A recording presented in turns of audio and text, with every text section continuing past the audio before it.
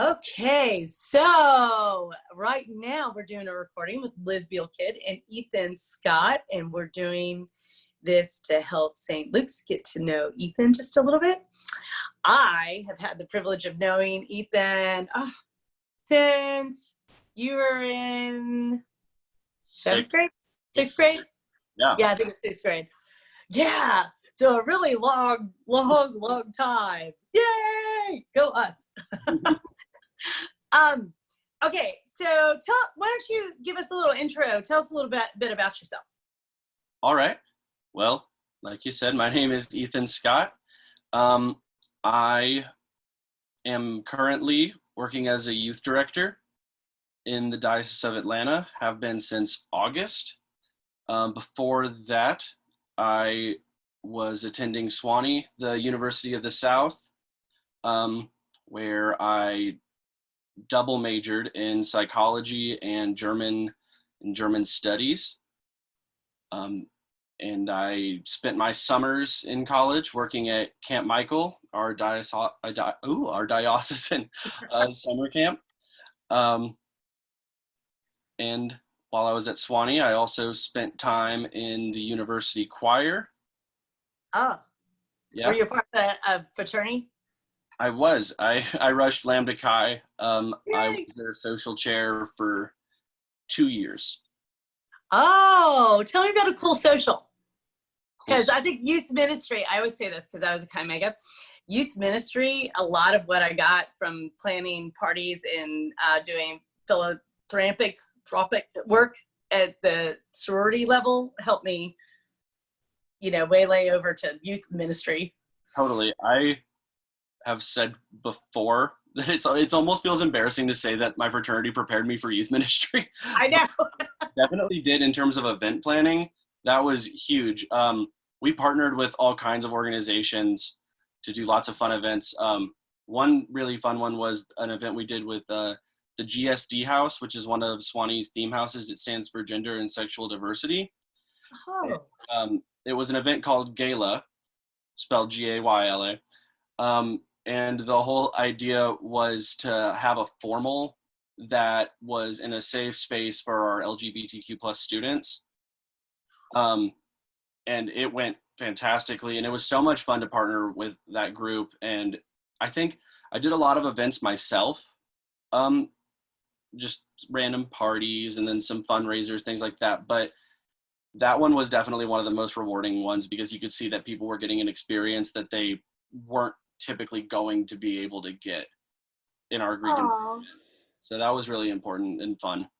I love that you did that because I don't think it's as big of an issue in Atlanta as it is in our smaller surrounding areas.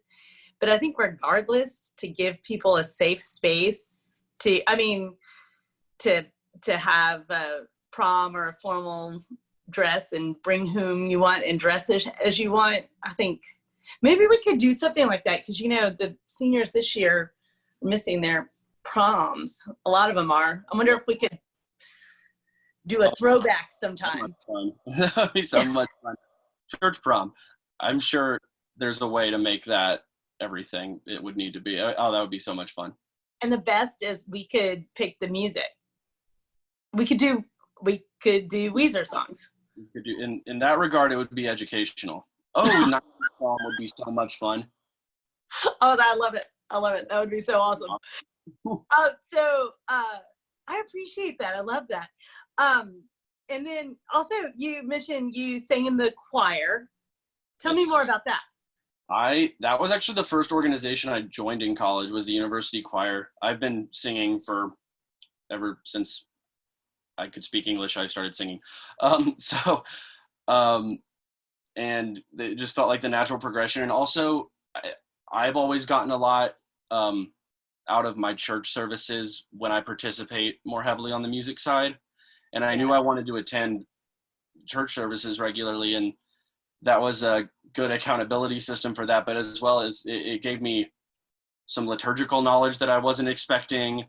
And also just I grew so much as a vocalist and a singer and a choir member. And eventually I got to be bass section leader for 2 years, and that was so much fun. I love doing that and having my own little cohort.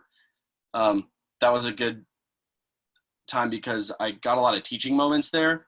Uh-huh. I could work with the new incoming freshmen and help them develop their voice and understand what it means to be in a choir, and help I them. love how you set that up as a way for you to make yourself disciplined to make sure that you committed to your Sunday church life. I Yeah, think that says a lot about you.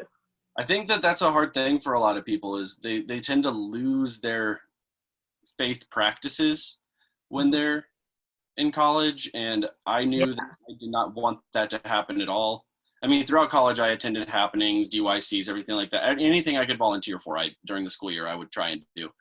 But that was huge for me, and being able to hear from the different priests that they have there on their clergy staff was fantastic. And I worked under two different choir directors, Robbie Delcamp and Dr. Robbie Delcamp and Dr. Jeffrey Ward, and they were both just fantastic organists and musicians and teachers. And I liked a lot that they spent a lot of time. When you talk about the songs you're singing, you talk about the way they need to feel, you talk about what liturgy they're rooted in. Oh, I love it. So what I think we're missing is that educational component. Like I remember one time I was doing Compline, Mm-hmm. and I love Compline, and I just mentioned, oh, well, this comes from this reading in John, only because I was taking EFM and I just had that reading. Mm-hmm. And the kids were like, what? And I was like, oh, wait, I don't know that it was a younger crowd. It wasn't one that had done confirmation yet. But I was like, I don't know that they get that our liturgy is biblically based in that tradition. We've pulled it and we put it in this format. And so that kind of was in the hymns, it's the same way. It's steeped in our tradition. I remember when that first kind of started to click for me, when I started realizing that in high school, and then learning directly about it in college. I took another class called Spirit and Forms of Anglicanism there, and that was huge. Oh, I loved that class. It was one of the hardest classes I ever took. I took it really seriously at an Episcopal university, of course they're going to, but I absolutely loved that course, and I learned so much about, it's one thing to, it's not that you can't get something out of the Book of Common Prayer without knowing more about it, but it just helps so much, I think, to be able to connect with it on a different level. And I was lucky enough to actually get to interview, during that class, I got to interview a professor at Sewanee who actually wrote some verses for some different hymns that are in our current 1984 hymnal. Oh, that is cool. It was very cool. Yeah, I think Sewanee gives you so many opportunities for working in the church that I just didn't get, but I'm glad that you got, because you can help.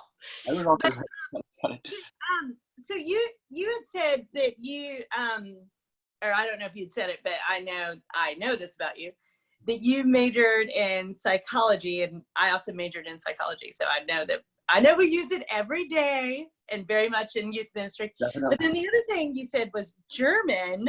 Mm-hmm. Can you give me an example of how you might use German? Yeah. Well, currently I'm tutoring German. I do that after school for, I think I have about 7 kids now that I tutor.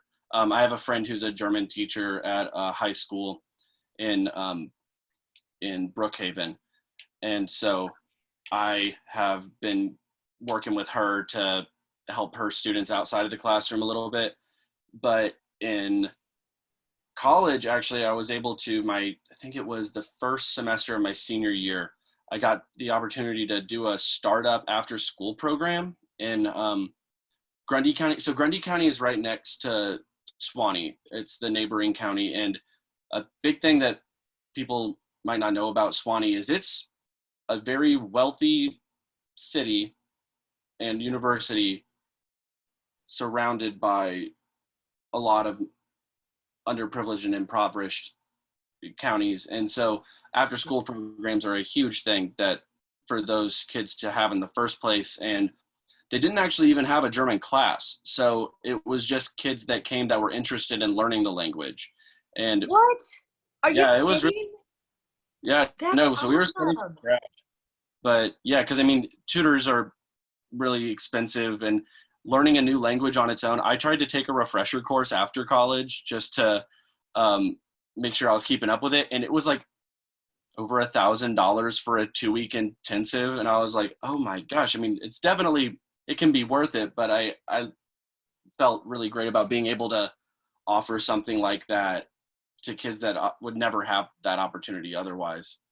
I love that you're pointing that out, because I do think sometimes we're not realizing that a second language can be a privileged thing. I mean, it can.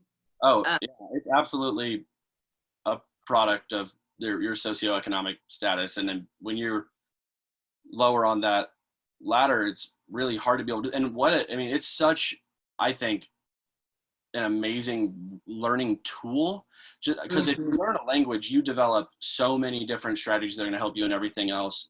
And well, not to mention that, I mean, when I was doing that, I mean, so many of our hymns are from German composers and everything like that. So I mean, I it was was, just going to say that Anglican tradition too. I bet you in the German nomadic tribes coming through to help spread Christianity yeah, initially. it was really something else. Like I remember I was in German my first semester, just because I I don't even know why I started German. It was just kind of, I took the class because they had a language requirement, and I just fell in love with it. I love that language. It's so much fun. And I love Germany and Austria. I've spent some time there. But I remember my first semester in choir, reading the hymnal and noticing all like the German like undertitles and everything like that. And I was like, oh, wonder what that means. And then I remember my senior year just reading through them to see what the different titles were and what they meant. And I remember thinking like, wow, I can't believe that I was able to get that skill here. But I love that. That's awesome. Mm-hmm. Oh, that's awesome. Thank you. Because I think that that's something that you can help me learn more about. Is that well, you can help me learn more about a lot of things, but it's specifically that tradition. Okay, so I wanted to ask you more because you and I both share a Camp Michael, but earlier you had said something about you stayed involved in happening in DYC while you were still in college. Mm-hmm. And I thought maybe if you could you speak a little bit about your experiences as a kid and happening in DYC and Camp Michael in general, or going on retreats, and what that did for your formation? I think that for me personally, happening hit at just the exact right time in my life. I think I was late in the game for happening for sure. I went to my first happening, my first semester, I think, of my senior year of high school, which you know because you were the Yeah, one that and told me. as I remember, your Um, youth leader had to bribe you a little bit. a little bit, but I was so glad you did. I mean, it was a hugely formative experience. And talk about a place where you can learn about what the church is. I mean, that's huge, Mm-hmm. huge, huge, huge. And I just remember that was my first, I think, experience outside of Camp Michael, because I've been going to Camp Michael summer camp since I was itty bitty with my mom at mini camp. But in terms of happening in DYC, I think that my main thing at first was just, wow, what an experience. It just put me in a mind frame where I thought more about my faith, and I took it home with me for sure, which is the big thing. And that's what I think happening does so well, is it doesn't just go away after the weekend. It sticks with you. But when I came back and worked it as part of music team, and then I came back when I was in college as a big brother for one of my friends who I worked on staff with now. But it was just such a crazy experience. I remember the first time going behind the happening wall and everything like that, and seeing how everything worked, and then really watching like how intentional everybody was about making sure that the experience that they got was something that everyone was able to get. And I think the same about DYC, but DYC also functions in a great way as it gives kids that are more comfortable with a 3-day retreat than a week-long camp session the opportunity to come see what it's like and see if it's for them. And also, Yeah. I mean, it's more focused on community. Yeah. Like big tent. Yeah. Our youth commission does a fantastic job with those still. I'm always so impressed by them. And I mean, it was really, I felt as a college student almost a little washed up at some of them, but no, I also felt that it was so cool that they were giving college students the opportunity to still be invited and still like take part in the diocesan youth program, because I mean, in my mind, yeah, it's for the youth, but it's also for everybody. The whole every diocesan event. I mean, anybody can be involved with it. I know people in their 50s who have been happening moms and dads for 20 something years now. I mean, and their 60. kids are way past the program, but they just love it. I agree. And kind of as a way to go back around, you were on Grace Point staff as well as Camp Michael staff, which I think is super cool. And you have this plethora of knowledge on different kinds of programmings as well as different dioceses, and also eHouse. So I'd like you to tell me a little bit about what you've learned from those experiences. Yeah.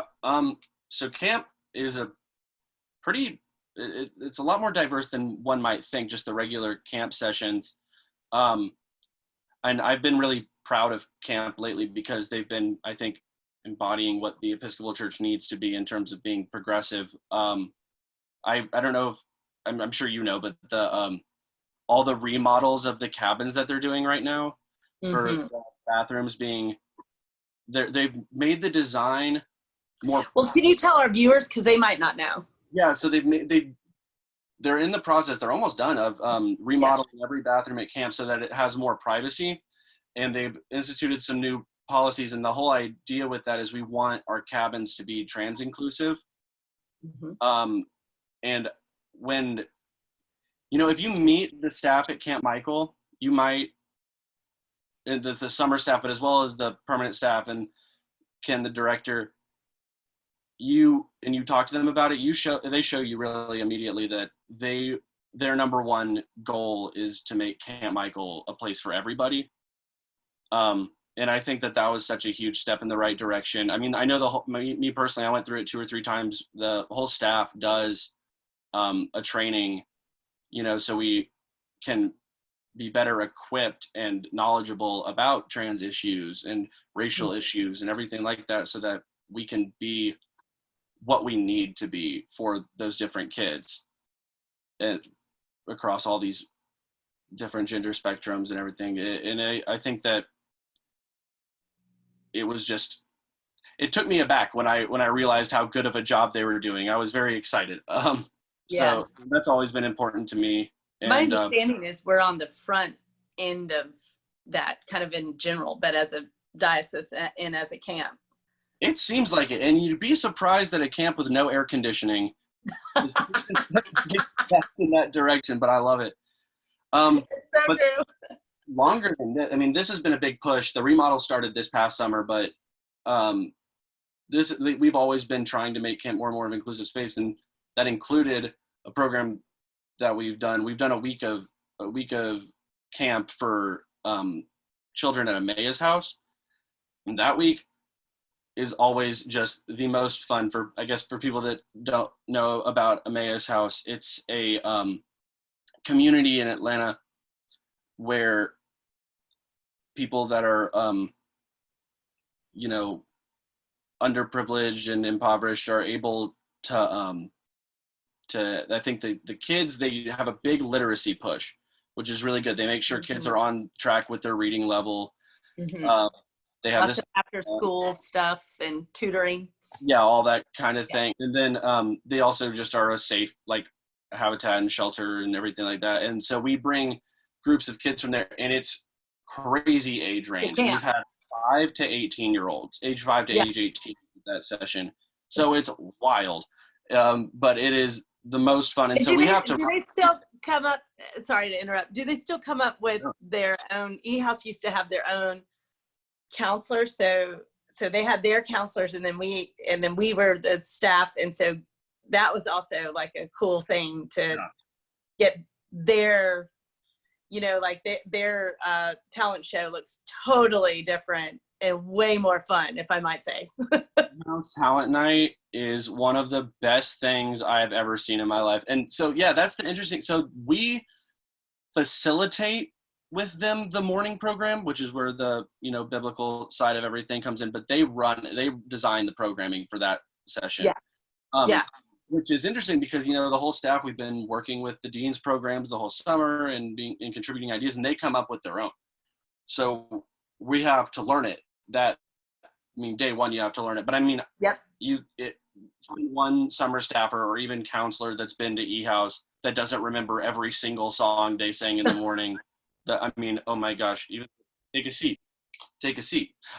That song, and then I read a book today. I love it. Oh my gosh, I love that group so much. But what do you think about? What do you think about? What if we were to do eHouse St. Luke's House Talent Night, or what if we were to do not a necessarily like a huge things, but like bring their kids to our space or our kids to their space kind of thing? Do you think that would be an interesting partnership? Because we're right down the road from them. Yeah, I was jealous because back in the day, we used to send, I think, 2 staffers a week, 2 or 4 staffers a week to Amea's house throughout the summer. So by the time eHouse came, they knew all of us. So that dynamic changed. We stopped doing that right before I came on staff. That's what they used to do that with me back in the day. Oh yeah. Yeah. It was such a good.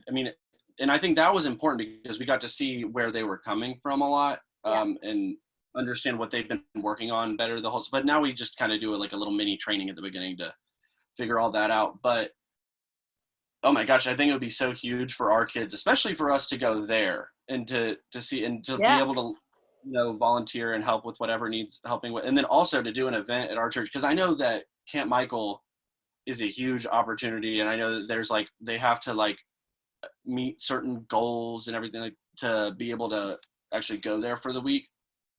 And to be able, I know that they would probably love to have some other kind of retreat, like even like a lock-in with them or something like that would be so much fun. Yeah, I think that'd be cool.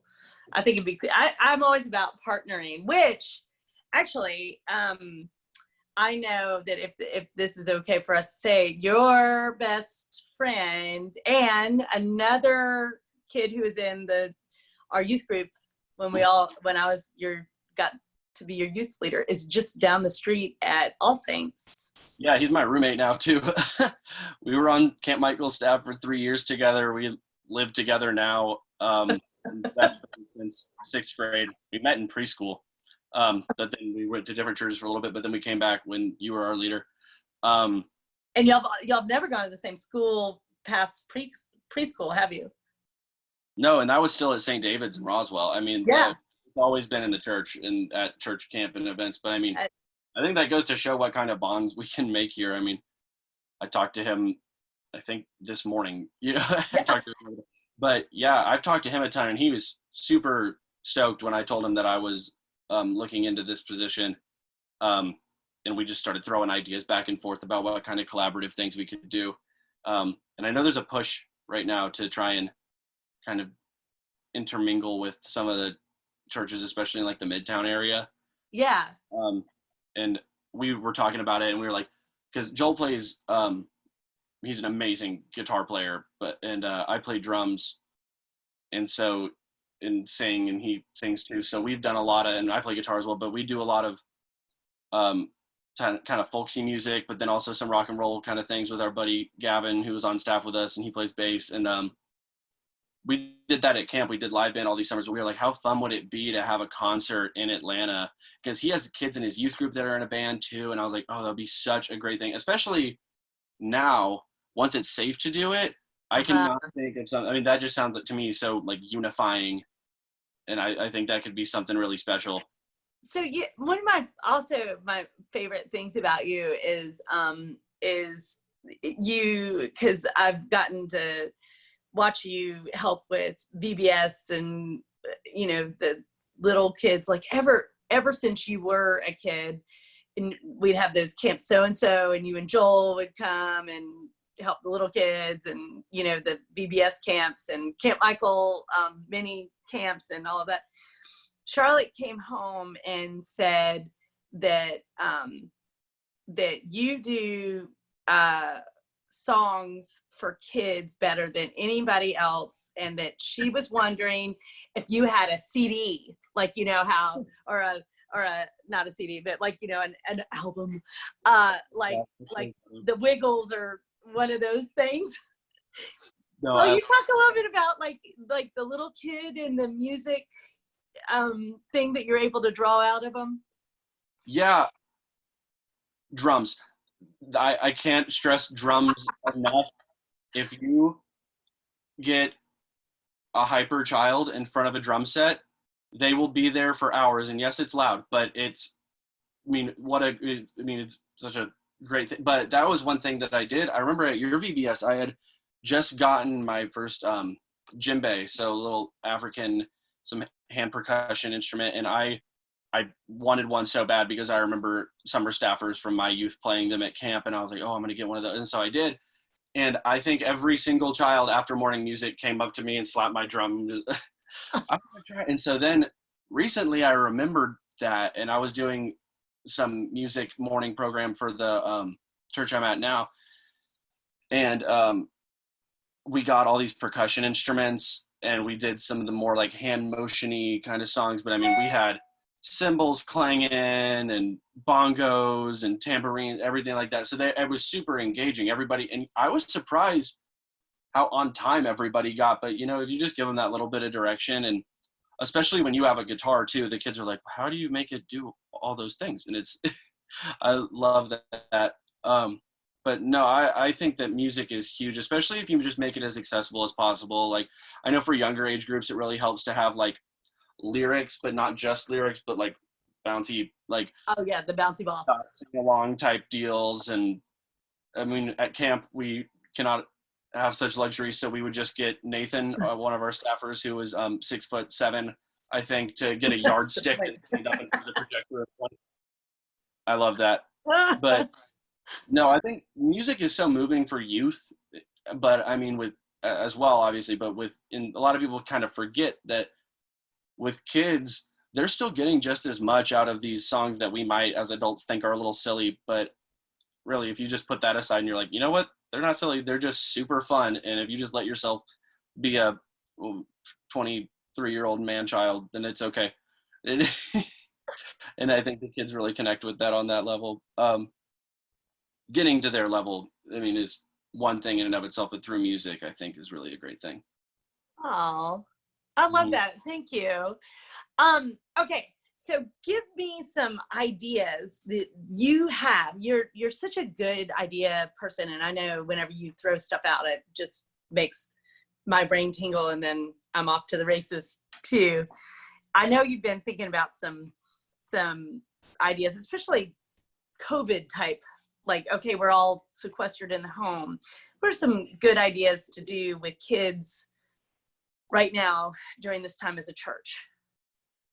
Yeah, I think so. For me, a lot of what I've been thinking about is I keep thinking, well, what would I be doing? And what's the closest I can get to that? And I was like, okay, well, you know, in the past, I would do a sing-along where the lyrics are on the screen and there's a PowerPoint or whatever, but I'm like, well, I can't do that now. But I'm like, oh, but I can pre-record videos now. So I can actually make like those sing-along things like you would see for like, I know like Frozen DVD had it and everything like that. But I've been trying to work on that lately.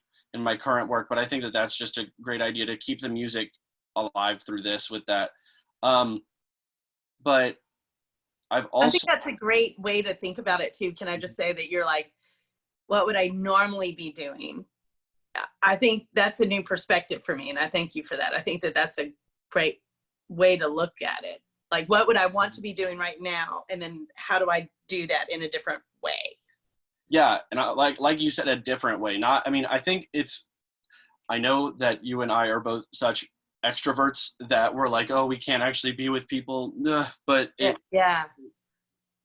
if you get past that, which is hard for me, but I feel like I can really start to think it's not worse or dumbed down. It's just different, and it can be just as good. It just needs to look different than it would have. So like those sing-along things, or one thing we have started doing, or I've been thinking of starting up really, and I know some other churches have been doing stuff similar, but like Mr. Rogers type, Dora the Explorer type videos, like call and response questions. That's for like obviously children's ministry. I love that. Will you say a little bit more about that? I think that's adorable. Like, what sort of format would you use? Well, I would make it in iMovie, and I would probably just film it with my phone. That's the thing, is that people overcomplicate things, but I really think that you just can do so much of this with an iPhone, repping the Camp Michael pop socket.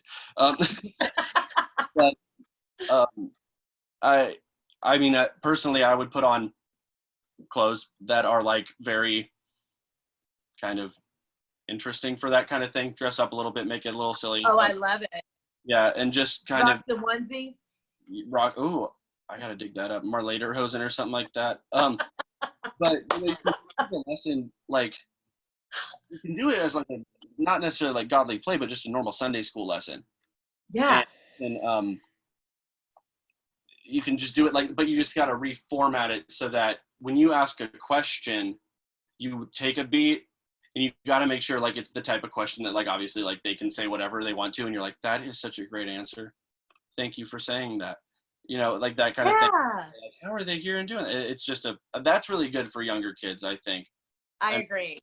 But then older kids, I think, so I've actually kind of learned that through this, that they don't always want strict programming. They don't want, and I've learned this just through being a youth minister, but they don't always want the big firm lesson plan and all the songs planned out and everything like that. They just like to, when I break out my guitar, or something like that, or they break out theirs, which is much better.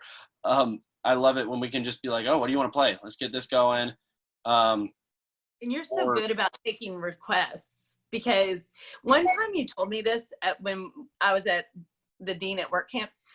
I'd asked you if you had any songs that you did like before we started off to do work camp stuff or whatever. And you were like, well, yeah, but sometimes in the morning, I don't mind taking requests, because I was asking you like what was feeding them at that moment. And you were like, because that's in that moment they want, that's where their heart and their mind is, and that's helpful information for me. And I was like, that is helpful information for me to know which thing is speaking to them in that moment. And of course, in the morning time, it might need to be a little more uppity, and then at night it might need to be more calmed down. But normally they're naturally gearing that way. No matter what you do in the morning at camp, you are going to play Proud Mary 3 times at least. It's just keep making you play it, and it's so much fun. I never care. But then I often think about how at senior goodbyes, we let the seniors kind of tell us what they want to hear and what would be meaningful to them, because I know that there's some songs like Light the Fire is one of the songs that we play like every night at camp. We play it all the time. And you'd think that they would want some of the other ones, but that is the one that they're like, I've been hearing this song since I was 8 years old, and I want to go out with it. And you're like, yeah, dude, for sure. That's why they want it, is it's comfort. Whenever someone says, oh, I'm sick of that song, I don't want to play it, am always like, I think that they have forgotten who we're here for.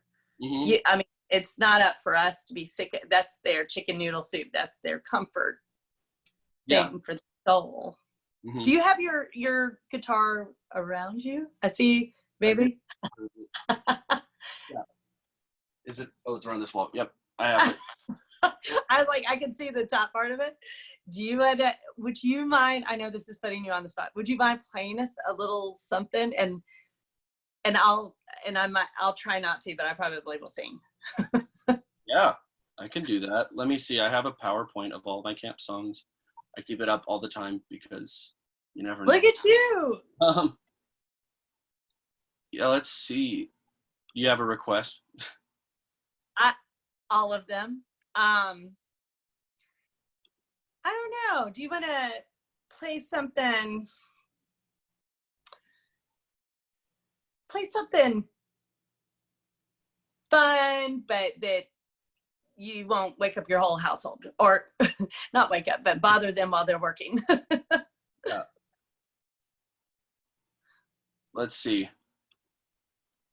Yeah, I got one. Okay. This one's I am the resurrection. I'll do a verse and a chorus. I love it. It's fun. I'll clap. Yeah. It's funny because normally we scream sing at camp, not like I know. but let's see. We'll sing it in a calmer camp way. Yeah. I'm sure the sound quality is lovely.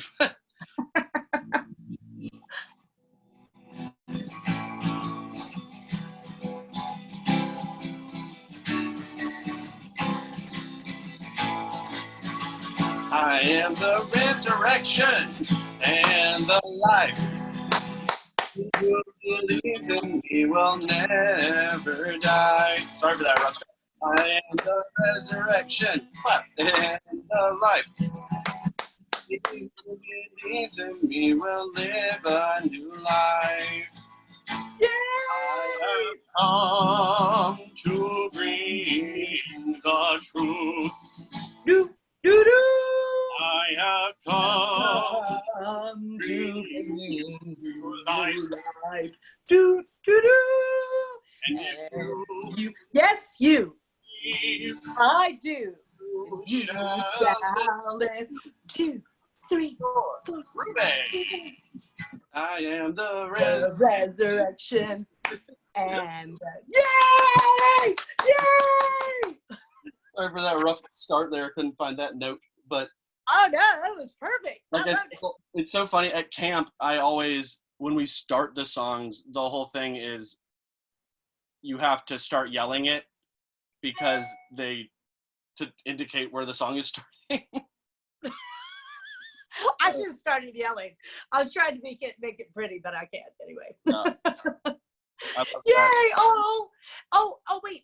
Do you know what? Before we sign off, this is so annoying, but you had told me this fabulous idea like a while ago, and I know that you and another youth group implemented it, but I was wondering if you would tell us more about the adult big wheels.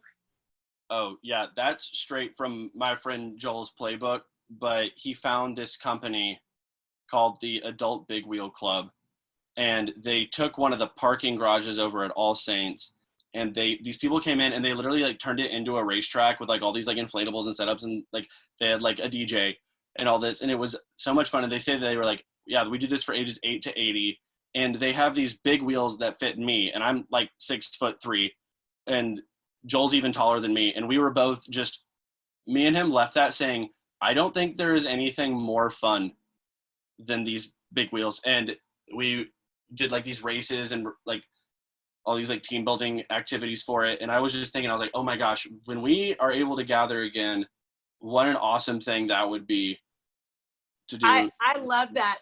And I love the 8 to 80 aspect of it. Like, Oh, I mean, yeah. that's so fabulous. Well, I've also said that that's an important thing too for me is including all ages and everything. I mean, I remember that our chaperones and everything like that, back when we were in your youth group, you would always be very intentional about making sure that everybody could do it.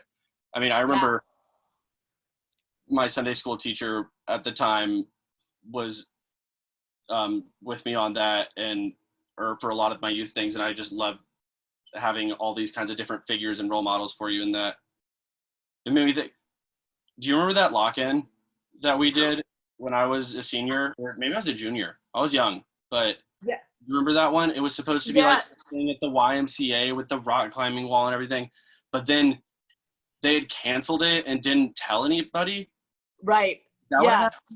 Well, so they had canceled it, and they had given the rector, they had told the rectors, but then the rector didn't tell me. And so we were all still, we were all still showed up to ready for it. And we were the only ones who were like, and then wait, because that's my favorite lock-in too. I hope you were going to say that. Say what we did. Well, I remember we left from there and we were hungry because we were supposed to eat dinner there. And so we just went right to a Zaxby's, which was awesome because back in those days, me and my friend Joel, that were You and your Joel. we would absolutely kill all the food at youth group events. So that was great. We were already excited that we were at a Zaxby's. And then I did not know it, but behind the scenes, you were like having chaperones and stuff, and you were gone at one point, and you were all picking up like snacks and supplies for games, and like we did those like candy pictures, I remember. Yes. We had to like make it as, and like the winner got like a whole bag of candy or something like that of the drawing contest, and then we also ate all that candy. But then we had like movie night that night, and we did like some singing, and we did Compline. And do you remember we decided that we were going to reenact this? I just remember this. We were going to reenact all the things that we didn't get to do at the Y. So we swam in the living room of the cottage with the water. We took pictures of us diving in the the rock wall. I have a picture from that lock-in of me. I've got like my arm and my leg like crooked, and Joel, because of that, was like, oh, I was gonna work out because it's the Y or whatever. And so there's a picture of him curling me. I gotta find that picture, but it's so good. Oh, I do. I would love that. No, yeah, I was an just thinking example about of like best laid plans, and that they didn't happen. And so like we showed up because I didn't have to do anything except I was in charge of like the goodnight prayer, and that was it. Mm-hmm. So we showed up, and I was like, oh my God, what are we gonna do? And it was so much fun.